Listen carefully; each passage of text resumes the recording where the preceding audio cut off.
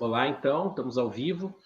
Então, uma boa tarde aqui a todos e todas, né? Eu quero, de novo aqui, em nome do GT História e Relações Internacionais da AMPU, saudar aqui o curso de Relações Internacionais da Unesp de Marília, né, pela parceria, pela abertura do espaço, agradecer a AMPU e, principalmente, aqui agradecer o nosso convidado, né, o professor Fábio, que aceitou de pronto, né, o convite para vir hoje aqui falar, né? O professor Fábio, que é doutor em História Social pela Universidade Federal do Rio de Janeiro, que atualmente é professor associado da Universidade Federal do Espírito Santo, né? E a sua linha de pesquisa é justamente a história intelectual e os intelectuais no Brasil, na América Hispânica e nos Estados Unidos.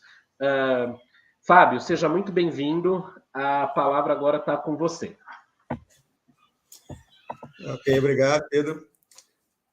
Primeiro, eu queria agradecer o convite da AMPU.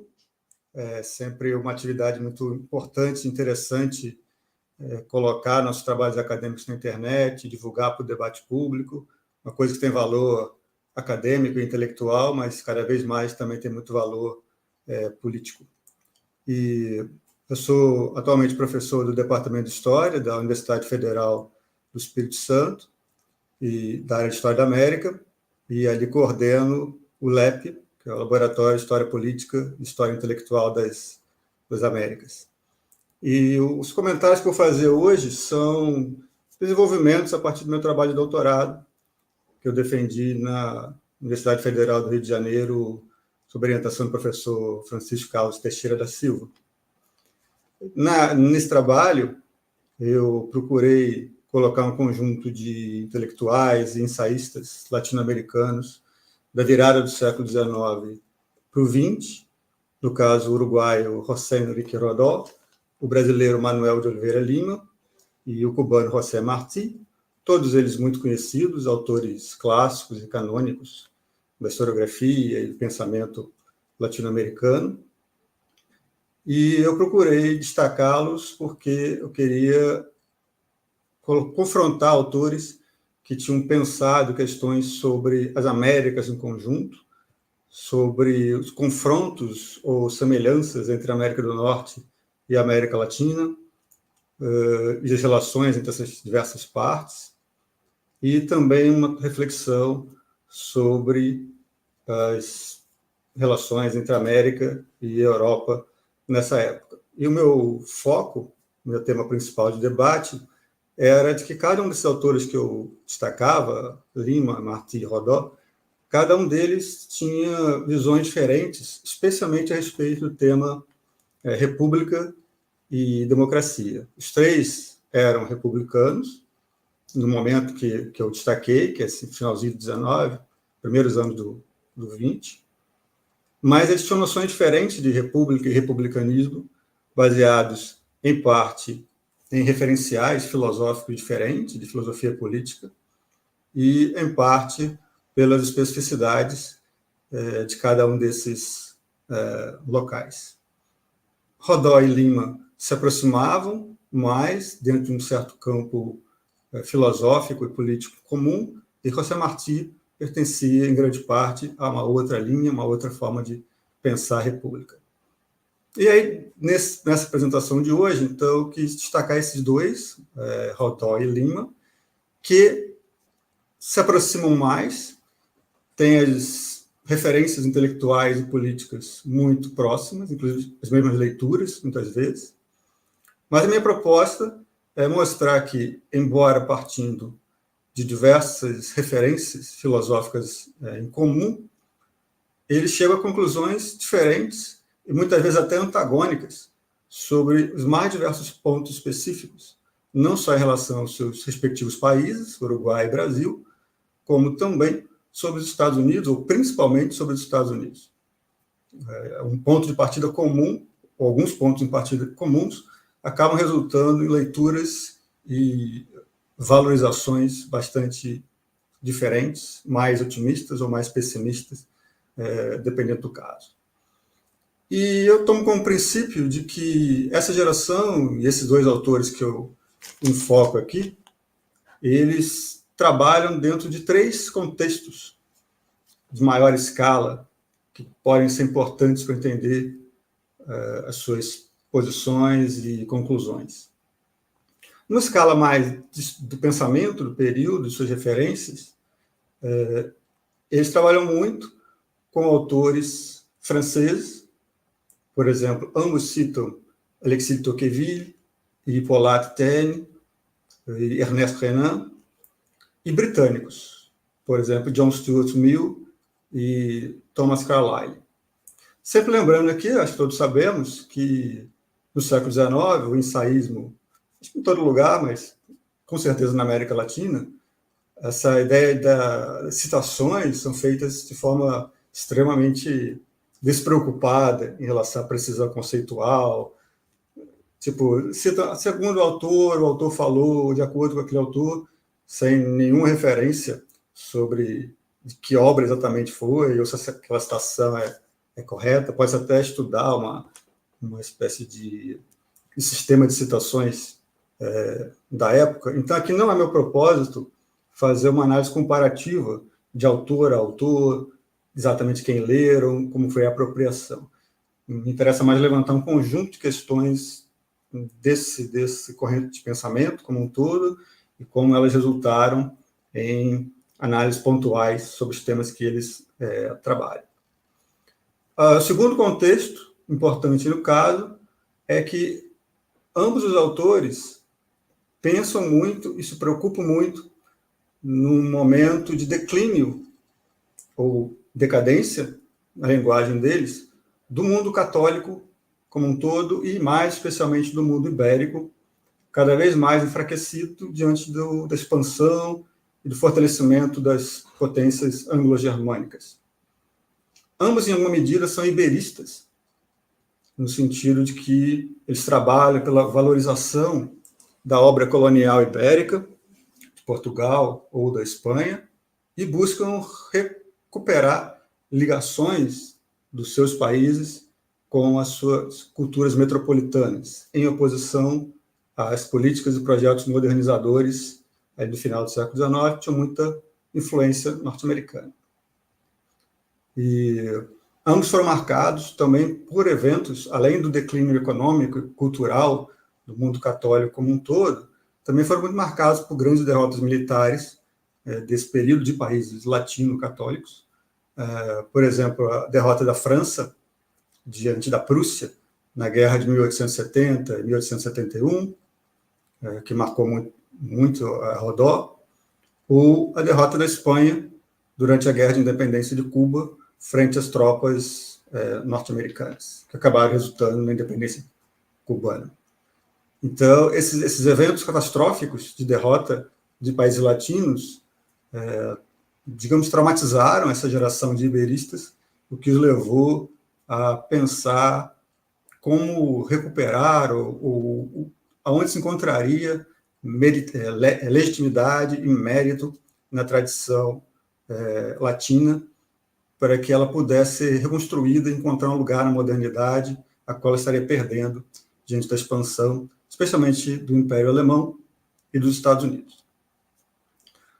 E o terceiro contexto, mais especificamente latino-americano, é uma resistência que essa geração, que alguns chamam de geração de 1900 ou de 1898, colocam diante de regimes e ideias liberais de raiz positivista e utilitarista que se disseminaram na América Latina no final do século XIX, gerando governos positivistas em alguns países, reformas educacionais, e que particularmente a eles preocupa o fato de que essa expansão de ideias de raiz positivista ou utilitarista daria uma forte ênfase em ciência, tecnologia e no crescimento econômico, na modernização econômica, em prejuízo de valores filosóficos, valores artísticos e valores literários.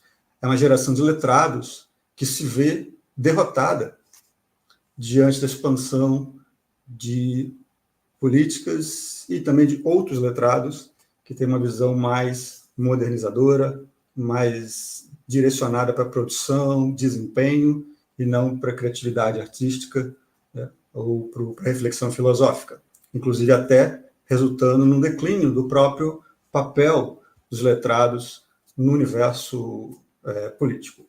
Esse é um tema também caro a essa geração e esses dois autores, né? Recuperar o lugar do intelectual como um agente forte da organização política, como líder, algo que estaria sendo perdido diante da expansão de valores mercantis, valores burgueses, vindo de uma influência e de um crescimento dos Estados Unidos e do norte europeu. Então, esses três contextos são aqueles que dão coesão e unem esses autores, em alguma medida faz com que eles possam ser classificados, e alguns classificariam como arielistas, né, como resultado do nome, né, do famoso ensaio de Rodó Ariel, um dos ensaios mais influentes no pensamento latino-americano do início do século XIX, e nos ajuda a pensar por que eles colocam questões para o ambiente latino-americano que, pelo nosso olhar de hoje, nem pareceriam tão adequadas ou tão conforme aos processos que estavam acontecendo. Mas, em parte, isso é gerado de uma simbiose entre o que eles observam no contexto que está acontecendo naquele momento e todo esse manancial de leituras que eles têm desses autores europeus. Então, primeiro eu vou falar um pouco desse contexto mais amplo, filosófico e de pensamento político que os alimenta. Como eu falei, não vou fazer uma análise específica de autor a autor, vou tentar fazer um quadro maior e depois pensar como isso foi trazido para questões especificamente das Américas e, ocasionalmente, para a Europa do período. Aqui uma chave que eu vou usar e que eu acho muito interessante é o conceito do historiador Alan Cairon, que usa a expressão liberalismo aristocrático, na qual inclui alguns desses autores que eu citei, entre eles Tocqueville e John Stuart Mill, que seria um liberalismo muito marcado ali de meados para o fim do século XIX, com muita força na França, muita força na Inglaterra e também alguns seguidores na Alemanha. A ideia de liberalismo aristocrático é interessante porque isso é uma coisa que a historiografia do republicanismo moderno tem ressaltado cada vez mais. O conflito entre o liberalismo moderno, um liberalismo com mais enfoque no individualismo, na sociedade competitiva e na ideia de liberdade, especialmente liberdade negativa, a ideia da liberdade do indivíduo perante o Estado, ela às vezes é colocada em choque ou até como uma crítica ao que seria o republicanismo clássico, ou alguns chamam de republicanismo cívico, que tem raízes intelectuais na antiguidade greco-romana ou no Renascimento, que coloca muito mais em pauta a questão do civismo, da participação política e da formação de elites que conduziriam o processo político a partir de uma noção de bem comum e de um viés um tanto quanto aristocratizado, na ideia de que existem homens mais qualificados pela experiência política, pela educação e pela virtude clássica para guiar a sociedade e que, consequentemente, a democracia de massas seria um regime instável, perigoso e cujos exemplos históricos, em geral, deram errados, como a República Romana ou as repúblicas italianas do Renascimento.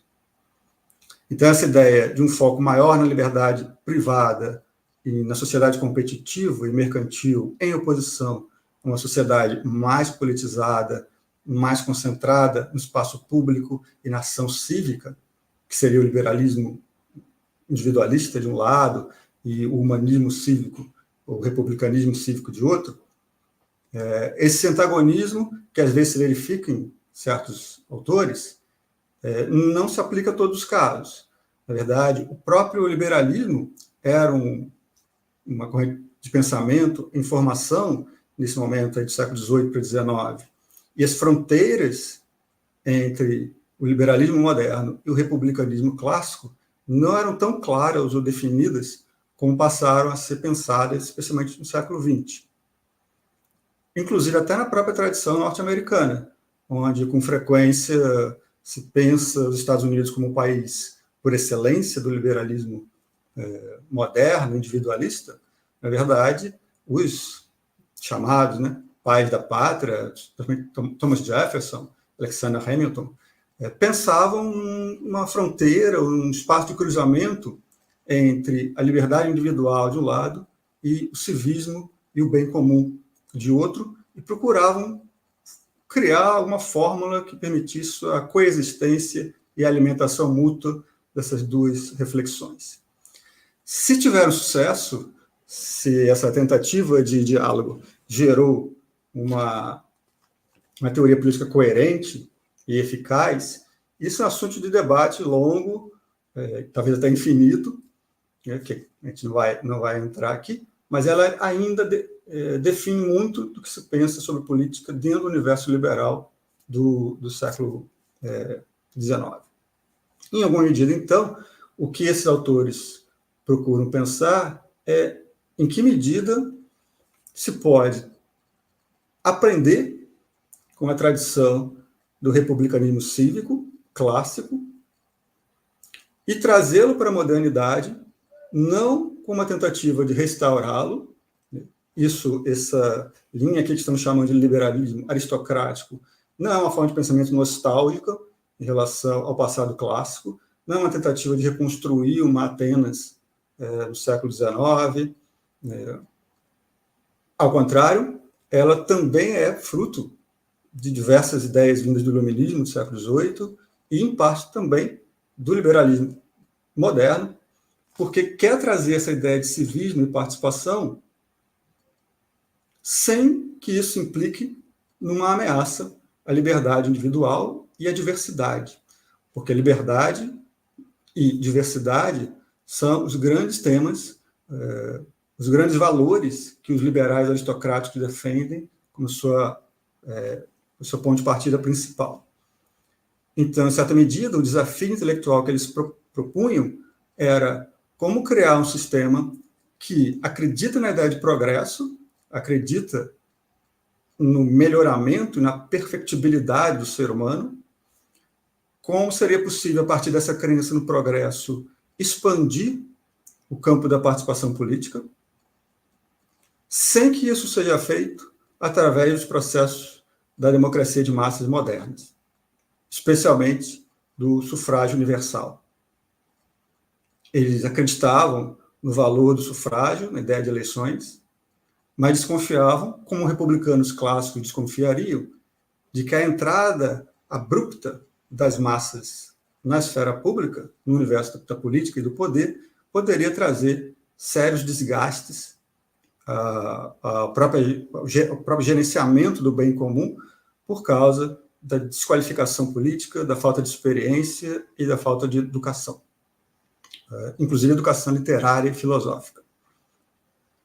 Então, a ideia aí é pensar a formação de elites, que em certa medida são elites aristocráticas, porém não elites aristocráticas de berço, de nascimento, mas elites aristocráticas de formação, criadas pela qualificação educacional e pela experiência política, que assumiriam a liderança política num sistema político limitado, que ouviriam as demandas sociais da opinião pública, mas que limitariam a transferência abrupta e revolucionária de poder para essas massas desqualificadas.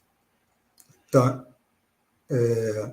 isso, porém, não deveria resultar de que essa redução da participação política e o controle dessas elites aristocráticas de formação resultasse na limitação de direitos fundamentais definidos pelo liberalismo, especialmente a própria liberdade individual, inclusive a liberdade de opinião, e que também não resultasse numa homogeneização, numa uniformização do pensamento que esses autores acreditam, como os republicanos clássicos, acreditam de que as massas poderiam, o crescimento, a influência das massas poderia criar. Então, era um tipo de civismo e de republicanismo cívico que mantém o controle do acesso ao poder político, mas usa esse controle e esse poder político para garantir direitos fundamentais dos indivíduos, especialmente a liberdade individual. Porque um governo aristocrático, de nascimento ou de formação, ou o que fosse, que resultasse na repressão da liberdade individual, para ele seria uma tirania clássica, o que não resolveria problema nenhum.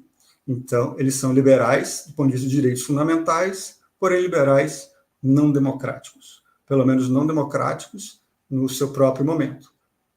Embora eles acreditassem na inclusão política, da participação política progressiva gerada através do tempo, pela educação e por esse direcionamento dessas elites de formação. Inclusive, são enfáticos em determinar que o dinheiro não pode ser um critério de diferenciação política. Ou seja, não só não se pode criar uma elite baseada em nascimento, herança, terra, uma aristocracia de raiz, como também não se pode criar uma plutocracia do dinheiro baseada no poder dos ricos ou das elites econômicas.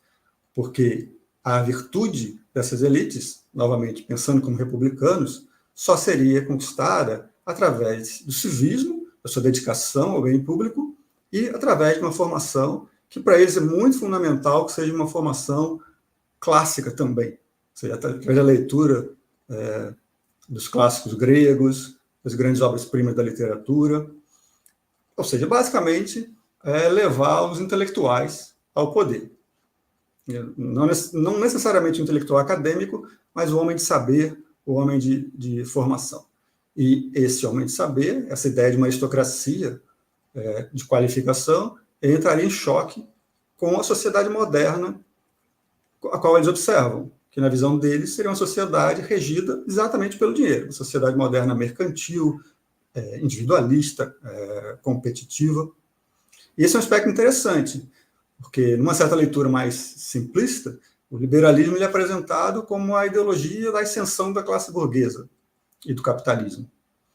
No entanto, esses liberais são muito reticentes em relação às qualidades da burguesia, tem pouquíssima admiração pela classe média das sociedades capitalistas, que eles consideram culturalmente pobre, muito direcionada para uma vida cotidiana de ganhar dinheiro, de trabalhar. Esse, inclusive, para eles é uma consequência da expansão dos valores mercantis na sociedade, gerar uma visão de grandeza, na verdade, eliminar um sentimento de grandeza, porque o que se impõe é a vida cotidiana, burguesa, do ganho, do esforço aquisitivo e do trabalho disciplinado, que para eles é uma forma de vida, talvez até necessária para gerar riqueza, mas muito pobre em espiritualidade e muito pouco capaz de produzir grandes obras artísticas e filosóficas. Então, eles, na sociedade mercantil, a sociedade comercial moderna, é uma sociedade que é gerida pelo sentimento da moderação. Tudo é pacato, tudo é cotidiano, tudo é previsível, né? Muito um espírito puritano, tanto quanto caricaturizado. E eles, ao contrário, têm uma espécie de nostalgia pelo heroísmo, né? Pela dedicação às grandes causas.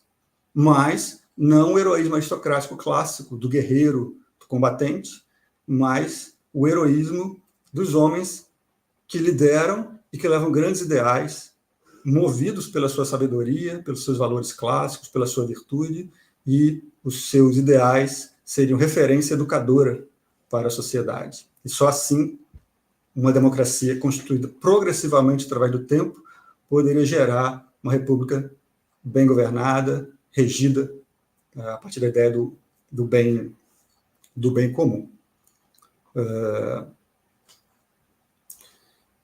E tudo isso é uma teoria política que eles propõem, mas é fundamental que isso seja feito a partir de uma base social.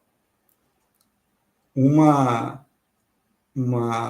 sistema de governo aristocratizado que não tenha base social gerará também uma espécie de tirania, porque é fundamental que a sociedade, mesmo essa sociedade que tem a sua participação e a sua política limitada, por exemplo, através do sufrágio limitado, não sufrágio universal, mesmo que limitada politicamente, é fundamental que a sociedade entenda os valores, os ideais e virtudes dessas lideranças e possa compartilhar e apoiar voluntariamente.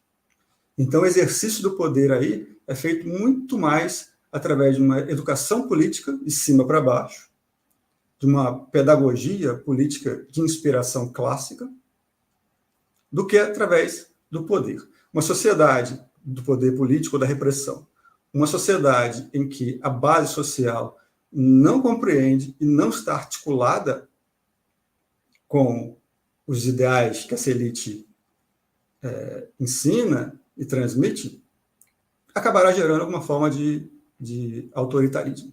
Então, é um poder exercido em grande parte pela força pedagógica e inspiradora do intelectual ou do letrado que se situa no governo. Entre outros males que a modernidade traz, e que o liberalismo, nesse caso, ao contrário de ser uma apologia da sociedade burguesa moderna, ele é uma crítica a essa sociedade, na medida em que ela gera ideias liberais, as quais ela mesma empobrece, porque a sociedade burguesa trabalha um liberalismo pelo seu viés utilitário, de competição, de ganho aquisitivo, de interesse privado, mas minimiza ou mesmo ignora o lado do liberalismo que é preocupado com o desenvolvimento das potencialidades do ser humano, da liberdade individual como uma possibilidade de autocrescimento, a ideia de autoeducação. Então, o liberalismo aristocrático, em alguma medida, ele é uma autocrítica do liberalismo.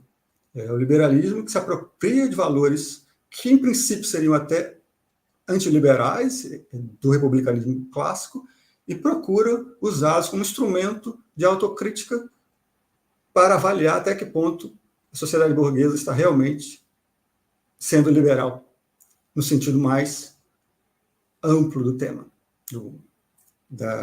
dessa teoria. Então, entre alguns pontos da modernidade que eles criticam, além dessa dimensão competitiva, eles não têm simpatia pela experiência das grandes cidades, das grandes metrópoles. Uma coisa que já existia em Thomas Jefferson, lá no século XVIII, as grandes cidades são centros irradiadores de homogeneização, elas são centros de poder que impõem seus critérios sobre as outras partes da sociedade e da nação, e eles são muito ciosos de que a liberdade não só deve ser uma liberdade do indivíduo, mas também uma liberdade das localidades, das cidades do interior, das províncias e dos países pequenos em relação às grandes potências. Essa ideia de valorizar o local, que é um ponto talvez de raiz romântica, também é absorvido por esses liberais como parte do seu projeto de defesa das liberdades coletivas, das liberdades dos indivíduos, das liberdades das particularidades. As particularidades não podem ser engolidas por um centro irradiador de poder e de valores, porque isso pode acabar homogeneizando a sociedade, gerando uma opinião pública padronizada, repetitiva e, consequentemente, incapaz de desenvolver os potenciais que cada indivíduo traz. A diversidade criativa e diversidade de pensamento é algo que eles valorizam muito, embora talvez hoje, olhando com o olhar do século XXI, eles são bem menos pluralistas do que pensavam, mas dentro dos seus próprios termos. essa ideia de você romper com centros niveladores, centros padronizadores, é importante para eles.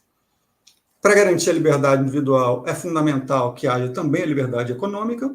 Esse também é um tema do século XVIII, a ideia de que a propriedade, o acesso ao ganho suficiente para a autossustentação é fundamental para garantir a liberdade, sendo a servidão um dos aspectos mais deploráveis da condição humana. E um dos riscos que essa homogeneização e padronização social poderia trazer é o que eles chamam de estagnação chinesa, usando um estereótipo sobre o chinês como aquela cultura parada no tempo, incapaz de entrar na modernidade.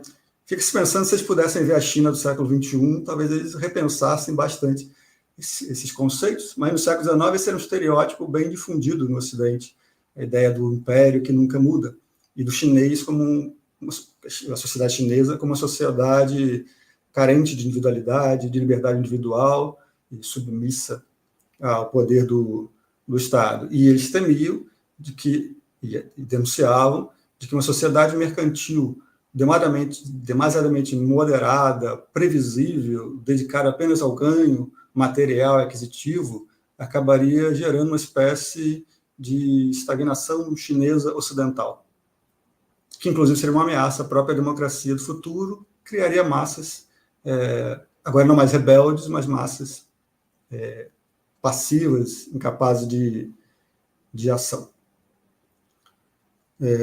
E um último ponto, que eles criticam bastante, pensando até em si mesmos, é a ideia de que a especialização, tanto a especialização do trabalho como a especialização intelectual, o letrado ou o cientista que só sabe fragmentos de conhecimento, que se dedica toda a sua vida a uma única atividade, acabaria minando essa noção mais ampla de sociedade, de bem comum, transformando tanto o trabalhador mecânico quanto o trabalhador intelectual em manufatureiros, alguém que tem a técnica de fazer algo específico, mas é incapaz de pensar como um todo. E aí recuperando uma crítica, uma visão que é uma visão clássica, mas que foi mais estimulada ainda pelo romantismo do século XIX. Aí isso é um traço bem...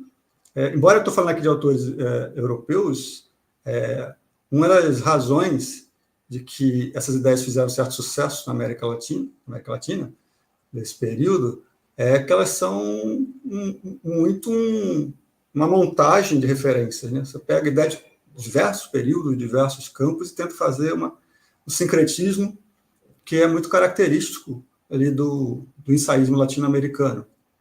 Então, você pega autores que parece que, em princípio, seriam autores antagônicos, mas são trazidos para cá e, de alguma forma, conectados, né? Às vezes de forma bem incoerente, mas satisfatória para as necessidades ali daquele contexto.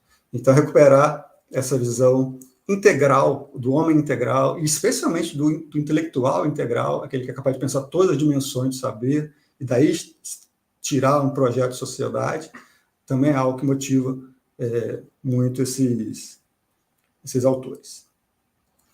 Então, essas ideias todas aí são uma grande síntese, claro, isso aí teria que se pensar cada autor individualmente, suas particularidades, mas, como eu falei, o que me interessa aqui é pensar os latino-americanos, e no caso aí Rodó e Lima, que eu destaquei, como leitores dessa tradição, que aqui estou chamando de liberalismo aristocrático, usando o conceito do Carroll, e como eles, então, apropriam e instrumentalizam essas visões para pensar suas especificidades. Então, passo agora para a segunda parte aqui da fala, que trata dos autores propriamente.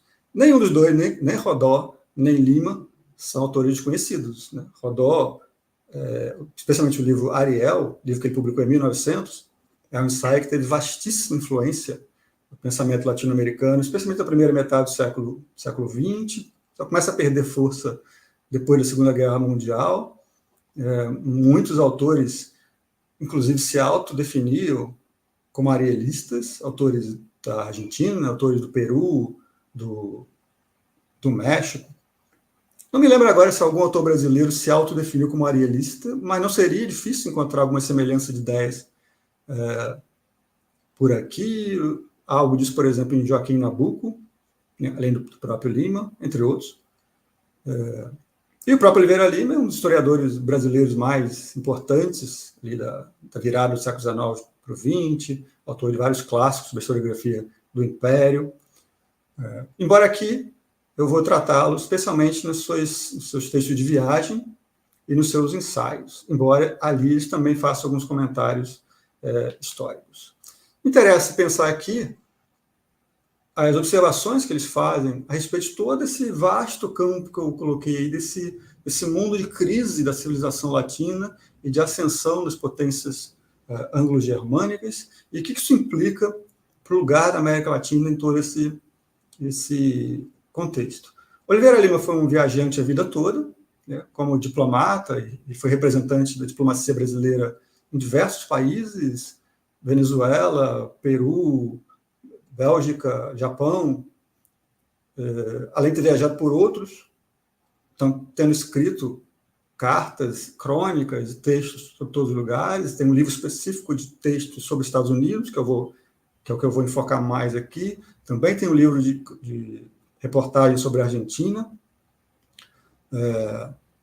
Então, é possível, através da obra dele, ter uma visão de conjunto de como ele pensava a situação do Ocidente dessa época. Rodó, ao contrário, embora tenha sonhado a vida toda em sair do Uruguai, o qual ele via o Uruguai com um olhar extremamente pessimista, vou falar um pouco para frente, assim, na verdade ele era deprimido por viver no Uruguai, embora ao mesmo tempo se apresentasse como um patriota, um nacionalista destacado, né, mas o nacionalismo dele era muito o nacionalismo de sonho, né, do Uruguai que ele sonhava, mas o Uruguai real lhe desagradava muito. Como, aliás, também o Oliveira Lima, o Brasil republicano, ali dos 1890, 1900, também era desagradável. Né? Os dois autores, tanto Lima como Rodó, pensam a partir de uma situação, para eles, uma situação de crise e declínio dos seus países e, consequentemente, buscam aprendizado e inspiração em outros lugares.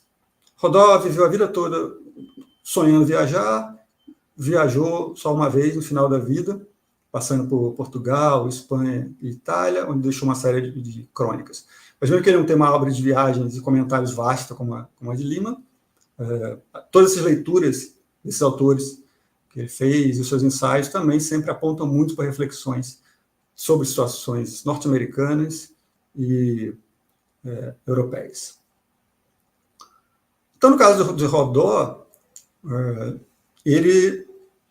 o meu ponto de vista aqui é que Rodó se afina mais com o liberalismo aristocrático desses autores europeus e, a partir daí, segue uma linha de muita crítica e pessimismo em relação aos Estados Unidos e, de uma forma geral, a influência do mundo protestante, do mundo anglo-germânico, e busca recuperar e revalorizar as heranças latinas e católicas, não só da Espanha, mas também da França e da Itália. Ele é um extremo admirador da França.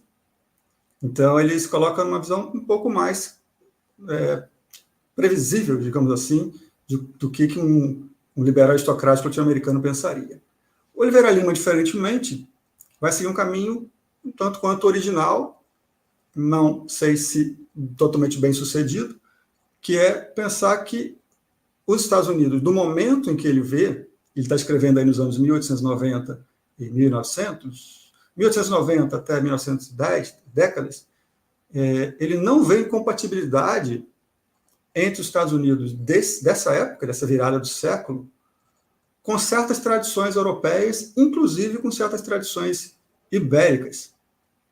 Porque ele acredita que os Estados Unidos, que essa imagem que ele chama de republicana jacobina, dos Estados Unidos como a terra da igualdade, do homem comum, do desprezo por valores aristocráticos, da dedicação ao interesse, os Estados Unidos burguês, essa visão mais caricatural, não bate com a realidade.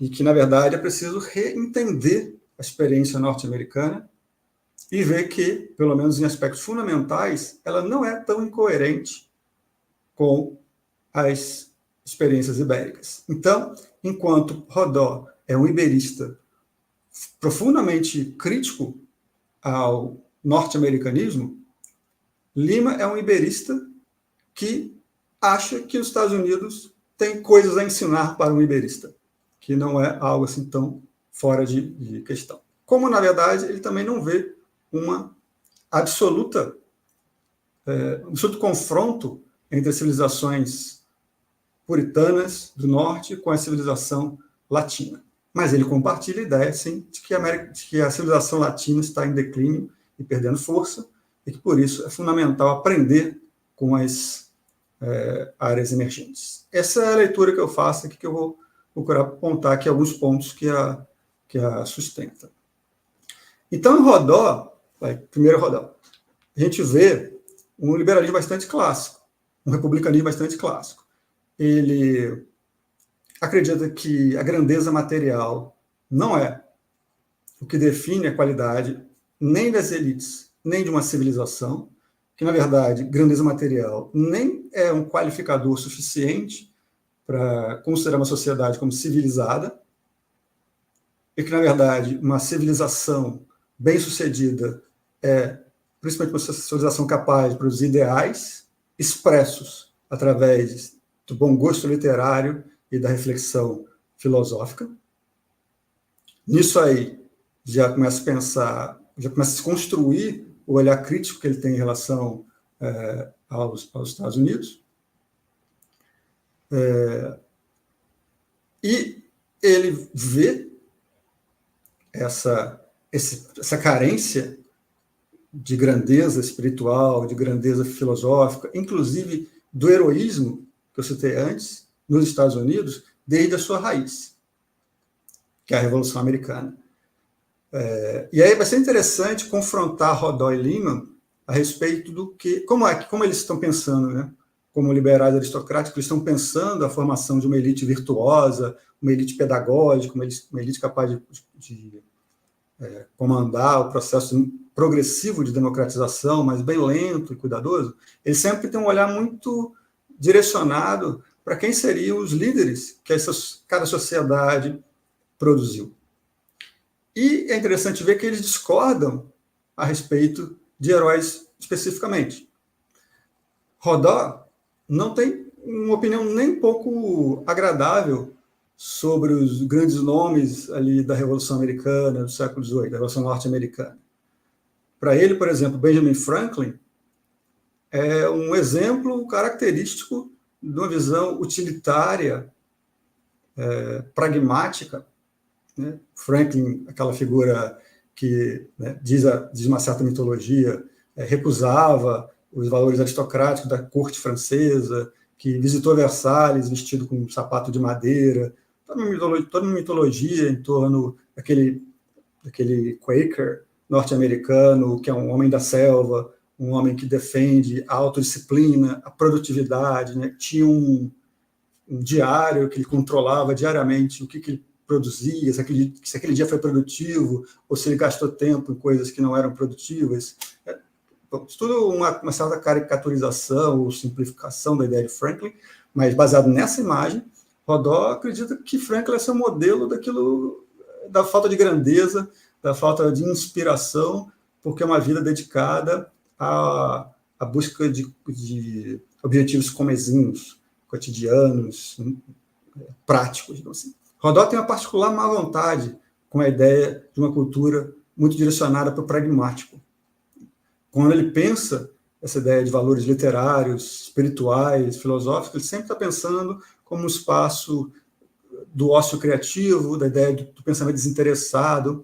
Ele tem até uma carta, diante da publicação do Ariel, né, de 1890 e pouco, que ele diz que o Uruguai é um lugar, uma atmosfera totalmente péssima para o conhecimento desinteressado, porque ali só tem Tem até uma passagem aqui,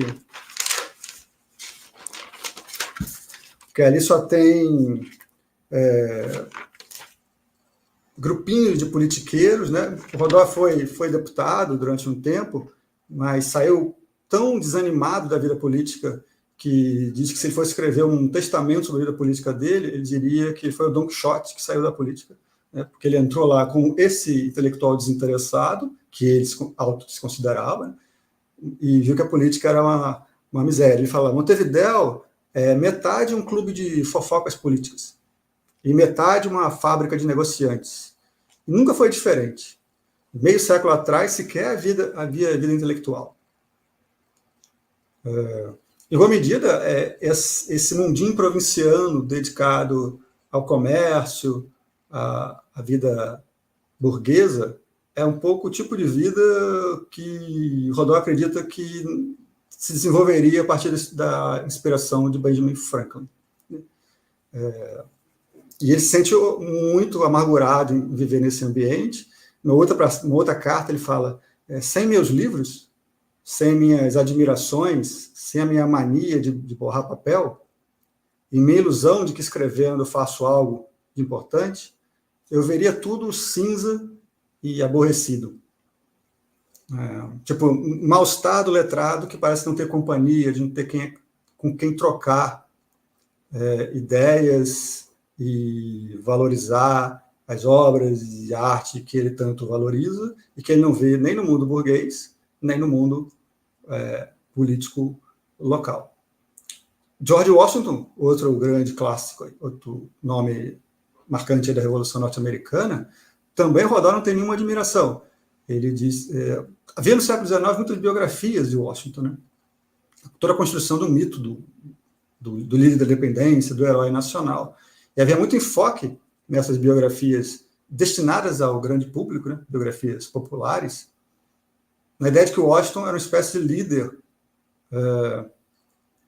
cuidadoso, que não entrava em batalhas arriscadas, que tinha muito cuidado com os seus soldados, com os seus comandados, né? Que fazia voltas e voltas com suas tropas, quando ele percebia que o número de baixas em combate seria grande e não compensador.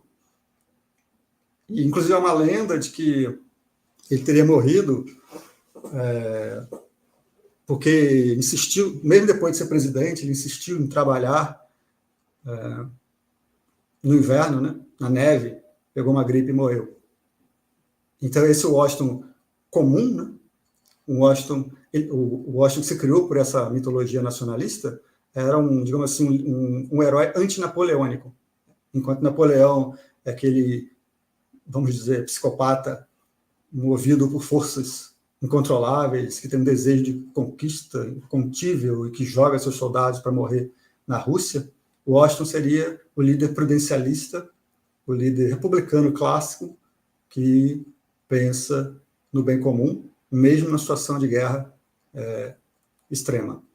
Mas Rodó antipatiza com essa figura mítica. Ele diz, ok, não que ele defenda a morte dos soldados, mas essa figura pouco inspiradora, pouco heróica, para ele é uma figura sem graça, uma figura pouco capaz de gerar grandes comoções coletivas e grandes ideais coletivos. O Oliveira Lima, ao contrário, ele considera que o Washington é um modelo de herói nacional que a América Latina precisava. Inclusive, ele até rejeita os heróis locais, especialmente os heróis republicanos brasileiros, né? Ele diz que Tiradentes é um herói polêmico e inadequado, que é algo parecido com George Washington, que parece que ele sugere que o mais perto disso seria José Bonifácio, seria um líder muito melhor para conter o excesso de agitação política, de guerra que domina a América Latina, e por isso seria mais adequado.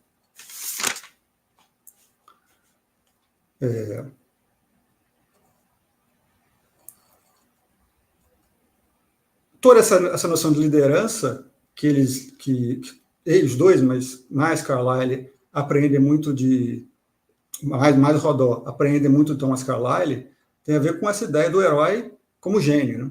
gênio com G maiúsculo, né? Na versão romântica, a ideia do gênio como uma expressão das forças históricas, que encarna os ideais formadores da nação, que é um porta-voz coletivo. E ele acha que esse homem de pensamento, esse homem de ideal, é o tipo de líder que a América Latina carece. Numa carta, num artigo, ele chega até a dizer, que é até curioso, né? Muito rapidamente, que um líder, uma figura política que poderia ser uma versão latino-americana desse líder era o nosso Rio Branco, né? Da diplomacia. Um líder diplomático que teria se colocando à frente do processo de repensar as relações políticas entre as nações e pensar uma América equilibrada politicamente. Se isso é uma boa leitura do Rio Branco também, outra questão, mas aí ele cita isso como um dos heróis que ele admira. Importante para definir aí essa ideia dessa herança humanista clássica fundida com o liberalismo é que se Rodó simpatiza, absorve a ideia de Tocqueville, Stuart Mill, por exemplo, ele, ao contrário, tem uma visão muito crítica sobre Friedrich Nietzsche. Embora a gente não saiba o que ele leu, que livro, se foi em tradução, se foi uma boa tradução, mas ele repudia o aristocratismo nietzscheano por ser um culto, como ele o entende, um culto da força, um culto do herói dominador, e ele, ao contrário, o que ele quer é um líder que seja expressão do coletivo e não um aristocrata arrogante ou superior. Na viagem que ele faz à Europa, quando ele passa pela Espanha, ele visita Barcelona e se mostra muito interessado pela discussão que havia então sobre o nacionalismo catalão, sobre a possibilidade de uma independência da Catalunha. E ele, inclusive, até antecipa que isso no futuro poderá virar um grande problema para a Espanha, como sabemos, que a Guerra Civil demonstrou. Mas uma certa passagem interessante, ele fala, veja só, na Europa, a gente consegue ver cidades que têm perfil próprio, cidades que construíram a sua própria história, que têm a sua própria tradição, que não se confundem com nenhuma outra. Há algo que não existe na América Latina. Porque as grandes cidades latino-americanas do momento, e ele não cita, mas seja Buenos Aires, a Cidade do México, outras, estariam cedendo ao que ele chama de aluvião da imigração, né? Estariam perdendo a sua identificação histórica, da tradição local, nacional, e se padronizando, seja a partir da presença enorme de imigrantes que trazem outras culturas, outras percepções, seja a partir de governos liberais que estariam adotando uma visão mais planificadora de cidade, né? Fico sempre, quando eu li isso, fiquei curioso. Não sei, não encontrei se ele fez algum comentário sobre isso, mas qual seria a opinião dele sobre as reformas urbanas que aconteceram nesse período, seja Buenos Aires, Avenida de Maio, seja a Avenida Central no Rio de Janeiro ou na Cidade do México, se ele chegou a pensar que essas reformas seriam uma desfiguração da singularidade desses países. Mas ele, a partir da experiência da Catalunha, de Barcelona, que ele vê como uma cidade que não cede à padronização da Espanha, que mantém, através dos séculos, a sua especificidade, a sua singularidade, um espaço de diversificação que seria muito criativo e benéfico, né, para uma sociedade realmente liberal, e como tal esse cuidado das cidades europeias em manter a sua identidade deveria ser inspiração para as cidades latino-americanas, que teria acontecido exatamente o contrário. Então, por mais que a visão dele sobre a política uruguaia seja altamente pessimista, ele, ao mesmo tempo, é um nostálgico e um defensor do tradicionalismo urbano, de manter Montevidéu como uma cidade com suas heranças espanholas, as suas heranças gaúchas e outras. Daí, isso é uma percepção, um uso local dessa percepção que os liberais aristocráticos têm em torno da resistência das parcialidades e das particularidades em relação à planejamento unificador e homogeneizador que viria do Estado.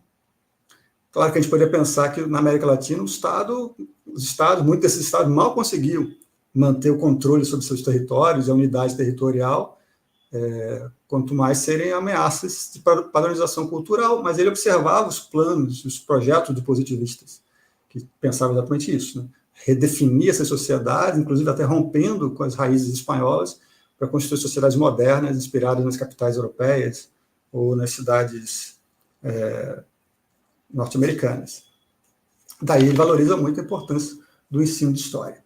Toda essa discussão sobre os intelectuais no poder também é uma tentativa de reconstituir um papel para a República das Letras na América Latina, que vinha sendo ameaçada, na visão deles, pelos projetos de inspiração positivista ou spenceriana e outros, que tinham exatamente esse enfoque direcionado para o ensino da ciência, o ensino da engenharia, da tecnologia, e que consideravam os estudos históricos, os estudos literários, como uma espécie de perda de tempo, uma espécie de floreio, digamos assim. Então, a gente vê que Rodó tem esse perfil de um republicano clássico, que é liberal, porque defende essa dimensão da particularidade, defende a importância da liberdade individual, defende a importância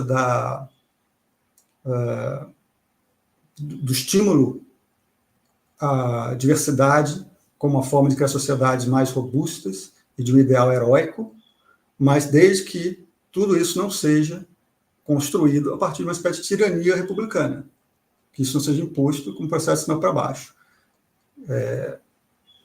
Será controlado de cima para baixo, sim, para nossa visão provavelmente seria, mas com uma elite que tivesse um papel mais pedagógico do que propriamente impositivo, né, de planejamento.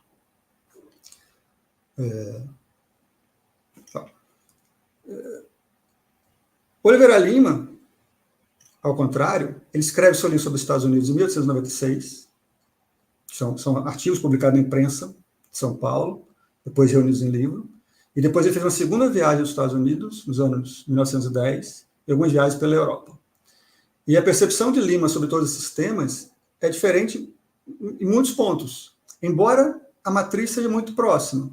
Ele lê os mesmos autores, cita Tocqueville, cita Carlyle, cita Renan, defende explicitamente a ideia de que o bom governo é um governo dos intelectuais no poder, defende a importância do respeito à tradição, ao ensino da história, acredita que uma sociedade mercantilizada, burguesa, excessivamente dedicada ao comércio, é uma sociedade que pode se empobrecer culturalmente e espiritualmente, e que a valorização das artes e da cultura, lembrando que Oliveira Lima também foi um crítico literário, escreveu resenhas e várias críticas, que isso deve ser preservado, ou seja, ele compartilha com Rodó vários dos pontos de defesa de uma visão liberal aristocrática, crítica da sociedade mercantil, da padronização e da homogeneização. Bom, se for assim, então, por que ele é um entusiasta pelos Estados Unidos, enquanto Rodó é um duro crítico? Por que Rodó tem nostalgia pela civilização latina, enquanto Lima, embora considere a civilização latina valiosa culturalmente, acredita que é preciso levar em consideração que os países anglo-germânicos estão indo melhor e que eles deveriam ser lição para nós? Porque, na verdade, o enfoque que Oliveira Lima dá às suas observações sobre os Estados Unidos é direcionado para negar exatamente a imagem que Rodó está passando, a de uma sociedade carente de interesse pelo passado e pela tradição, uma sociedade jacobina, na terminologia dele, que valoriza a ideia do cidadão comum, que despreza a seleção social, a valorização dos mais competentes, dos mais educados, uma sociedade grosseira. Rodó acredita que o oeste dos Estados Unidos é a sociedade grosseira por excelência, a sociedade bruta, carente de sofisticação intelectual e artística. Lima, ao contrário, não vê nada disso nos Estados Unidos, embora ele até pontualmente diga que às vezes pensa muito em dinheiro, há um certo jacobinismo que ainda circula por aí, mas tudo isso, essa imagem é muito mais uma caricatura do que uma realidade, porque os americanos teriam chegado a um certo acordo social de que lideranças qualificadas e pedagógicas são importantes e que essa inspiração é fundamental para manter a sociedade ordenada. Ou seja, que os Estados Unidos não teriam mais qualquer expressivo viés revolucionário herdado republicano do século XVIII. E aí tem um comentário assim que poderia ser para lá de polêmico, né? Ok, se é uma sociedade que não é mais uma sociedade republicana jacobina, se é uma sociedade que agora passou a valorizar as elites governantes qualificadas, quem são essas elites governantes qualificadas, já que os Estados Unidos não têm aristocracia de raiz, nunca teve uma monarquia própria? Quem seria? Para eles seriam os que eles chamam de multimilionários. E aí, contra todos os nossos republicanos, contra Rodó, contra no Brasil o Eduardo Prado, por exemplo, ele admira profundamente figuras como John Rockefeller, Vanderbilt, Andrew Carnegie, esses magnatas da indústria do ferro, da indústria das ferrovias, do petróleo, porque eles, na verdade, são self-made men. São homens que enriqueceram pelo trabalho, pela competência. Não são uma aristocracia de herança, uma aristocracia de raiz, e que o esforço deles de crescer através de trabalho disciplinado seria inspirador para os americanos, uma inspiração que os próprios cidadãos americanos hoje reconhecem amplamente. E que esses novos ricos, embora às vezes até possam começar a querer ser um pouco exibicionistas, né? Rockefeller com a sua casa gigante na Quinta Avenida, em Nova York, no geral, ele fala, não há quase ricos inúteis, citando, não há quase ricos inúteis, assim como quase não há elegantes ociosos. Ou seja, é uma novo tipo de aristocracia criada pelo trabalho, pela mesma disciplina que Rodó até certo ponto, que Rodó despreza, muito calcada naquele utilitarismo à la Benjamin Franklin, que o Rodó despreza, mas que, chegando ao poder econômico, e agora com certas ambições também de alcançar o poder político, nesse caso Lima até desconfia um pouco melhor, não ir muito longe, essa coisa de criar uma plutocracia política de ricos. O papel dos ricos não é o governo, propriamente, né, a presidência, é o papel de uma elite inspiradora. Mas, enquanto elite inspiradora, que cresce pelo esforço, pelo trabalho, ele seria motivador para os americanos e é algo que é reconhecido pelo cidadão americano.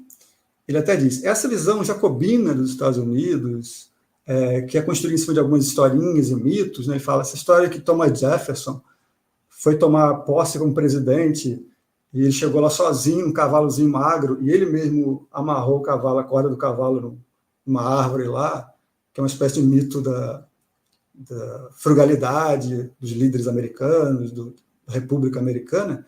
Esse mito, de acordo com Lima, nunca aconteceu, e que, na verdade, mesmo os pais fundadores, eram muito ciosos da qualidade intelectual e espiritual dos governantes. Eram republicanos cívicos. Então, essas fantasias republicanas de origem estariam perdendo disseminação na sociedade americana e o reconhecimento do valor dos aristocratas pela competência estaria cada vez mais arraigado, gerando, inclusive, na visão dele, um contexto social de conciliação entre o trabalho e o capital. Coisa que, sabemos, né, escrevendo isso em 1896, isso está bem longe da verdade, no momento em que os Estados Unidos esteve mais convulsionado por greves e conflitos políticos. O José Martí fala isso o tempo todo, né, turbulência social dessa época, O Lima considera que sim, os trabalhadores americanos são organizados, estão ativos, é direito deles se organizar, desde que não seja de forma violenta, mas que mesmo o trabalhismo americano não ultrapassa os limites desse respeito pela ideia do self-made e, consequentemente, respeito pelos ricos. Talvez eles queiram que os ricos sejam mais generosos politicamente e com a sua fortuna. Mas Lima também fala, mas eles já estão se tornando isso, porque há um respeito por essa nova aristocracia do dinheiro em relação à cultura, eles fundam bibliotecas, fundam museus, estimulam as artes, então não é essa visão mentalmente miserável que se tem do rico americano, como avaro, que só pensa em dinheiro, essa caricatura tipo tio Patinhas. Né? Os Estados Unidos não são governados, não são liderados por tio Patinhas, mas por uma elite cada vez mais ciosa da cultura e da tradição. Curiosamente, nos artigos que ele escreve, estou partindo aí para o finzinho, nos artigos que ele escreve sobre as viagens europeias que ele fez, ele encontra algumas elites europeias que teriam esse mesmo perfil. Diferente de Rodó, ele admira profundamente a Alemanha bismarckiana e guilhermina. Inclusive, na Primeira Guerra Mundial, ele hesitou muito em se posicionar contra a Alemanha. Ele achava que, de certa forma, a Alemanha estava sendo punida pelo seu sucesso. E quando ele visita, essa é uma das passagens mais curiosas, quando ele passa pela Alsácia-Lorena, né, o território francês que foi anexado pela Alemanha na Guerra de 1870, ele diz, sim, bem provocativamente, que os franceses vivem melhor ali do que viveriam se continuassem parte da França. França essa, que na visão dele é um país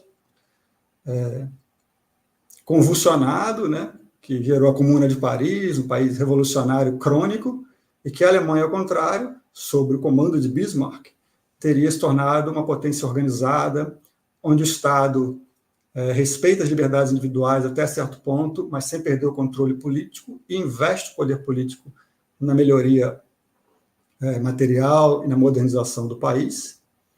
Ele fala até que essa coisa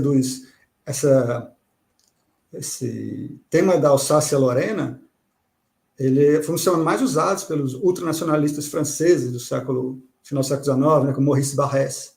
Essa ideia, não podemos deixar nossos irmãos franceses debaixo da tirania alemã. Né? Toda uma campanha nacionalista da extrema-direita foi construída em cima disso. E o Lima fala, essa tirania alemã não existe, isso é lenda dos nacionalistas para tentar alimentar a revanche francesa, porque os franceses, como todos os jacobinos, são revanchistas por natureza. E é interessante, né? Porque enquanto Rodó acha que a França próprio, como em geral os arielista, que a França é o próprio centro da civilização, Lima tem um olhar bem... Olha só as estações de trem da França caindo aos pedaços, olha só a confusão política aqui. A Alemanha, ao contrário, mostra limpeza, mostra organização. E ele também, da mesma forma que falou dos Estados Unidos, não vê uma incoerência entre essa Alemanha moderna, produtiva, do final do XIX, com a Alemanha dos poetas e dos filósofos de antes. Um antagonismo que o Rodó construiu. Olha só, a Alemanha perdeu a Alemanha, que era o mais filosófico e mais idealista dos países, na terra de Beethoven e de Goethe, agora se tornou um império utilitarista, imperialista. Lima não vê isso, acha que a ciência, as artes, a literatura continuam tão prestigiadas na Alemanha como sempre foram, e que a aliança entre ciência e arte agora é um dos pontos do triunfo alemão. Na sua viagem a Estocolmo, ele escreve uma série chamada Cartas de Estocolmo, ele fala, a Suécia sempre foi um país que teve tradição aristocrática, né, do passado, mas olha só o que são os aristocratas suecos hoje. São muito mais parecidos com burgueses. Não vivem na ociosidade, se vestem de forma frugal, simples, não gostam da ostentação e do luxo, e, como tal, são muito mais governantes e elites afinadas com o mundo moderno do que as antigas aristocracias guerreiras, né, do século XVII, da Guerra dos 30 Anos. Então, essa meio que aliança entre elites que são elites com muito enfoque na economia, sim, que são elites geradas pela riqueza, não são mais elites da terra, elites tradicionais, mas que têm um espírito aristocrático de valorização do refinamento, da cultura e da arte. Digamos assim, essa mescla de burguesia com aristocracia, que na visão dele governaria os países mais bem-sucedidos, e aí Estados Unidos e Alemanha são exemplos, são para ele o futuro. Seria a solução para criar essa conciliação entre republicanismo cívico, participação política e dedicação à causa pública, com desenvolvimento econômico, liberalismo econômico e liberdade individual. Em oposição a esse modelo de bem-sucedidos, o Brasil estaria naufragando exatamente no tipo de republicanismo jacobino que havia naufragado a França já. Porque a Primeira República Brasileira seria dominada por corrupção, por manipulação financeira, por oligarquias estaduais, patrimonialismo, coronelismo. Então, enquanto os liberais do século XIX viam nos Estados Unidos um exemplo de sociedade utilitarista a ser copiada, Lima não chega nem ao contrário, mas ele pensa que, junto com o utilitarismo, há forte dose de idealismo na sociedade norte-americana, assim como na alemã, e, consequentemente, é isso que tem que inspirar os latino-americanos. Romper essa ideia de que utilitarismo e modernização econômica são antagônicos com dedicação às artes e à cultura.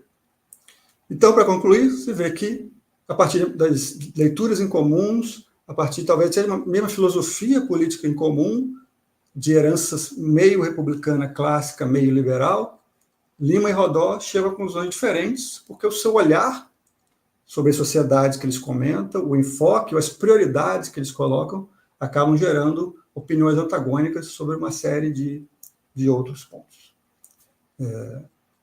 E mostra, então, que isso que genericamente se chama de arielismo pode ter muitas diversidades internas e que é um campo interessante a ser explorado, já que ele se difundiu, especialmente na primeira metade do século XX, por praticamente toda a América Latina. Então, fica o convite aí para pensar essas questões. E aí concluo aqui e agradeço.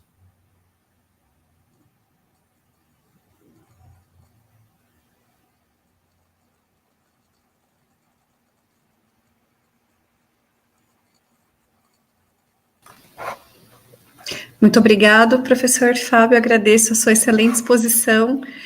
Acho que temos aqui alguns caminhos muito interessantes para pensar, como você disse, autores que não são desconhecidos, mas a partir de uma leitura muito própria e que faz ponderações muito pertinentes sobre as aproximações e distanciamentos entre a reflexão deles dois. Eu deixo aberto aqui, gente, uns minutinhos para o chat, caso alguém tenha alguma questão para ser repassada para o professor Fábio. O Pablo Gomes diz aqui, professor, né, que é interessante demais o tema, e de fato eu acho que ele abre para uma série de ponderações, questionamentos, talvez essa pergunta que subsiste aqui, tem subsistido ao longo da semana, que são esses debates sobre como nos identificamos, no fim das contas, né, historicamente, dentro das possibilidades que foram sendo apresentadas pelos nossos intérpretes, leitores contemporâneos, né, de vários tempos, a América, né? Somos quem, no fim das contas, como nos pensamos em relação aos nossos vizinhos, em relação a outras espacialidades.